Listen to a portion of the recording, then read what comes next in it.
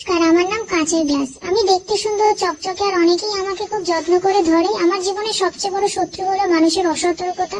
একটু হাত ফসকালেই আমি ঝপাং করে মাটিতে পড়ে যাই। জন্ম থেকেই আমাকে বেশ কিছু ধাপ পেরোতে হয়। প্রথমে গলানো কাচের মধ্যে আমাকে ঢালা হয়, তারপর একদম মাপ মতো করে গড়ে তোলা হয়। আমার গায়ে কেউ কেউ লোগো আঁকে, কেউ কেউ আমার ডিজাইন করে, অনেক সময় নেয়। তবে আমার জীবনটা সহজ সরল নয়। রান্নাঘরে গিয়ে দেখলাম প্রতিদিন চায়ের সঙ্গে থাকতে থাকতে সবার মুখে ক্লান্তি এসে যায়।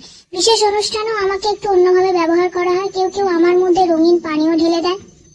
আবার যেদিন ভুলবশত মাটিতে পড়ে যায়, সেদিন আমার গল্পের শেষ। সবার মুখে তখন একটাই সংলাপ, ওরে গ্লাসটা ভেঙে গেল।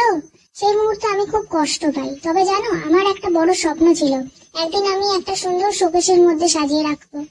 কিন্তু আমি জানি, আমার যতই মূল্যবান হই না কেন, আমার জীবন বড্ড ক্ষণস্থায়ী। Thank you so much.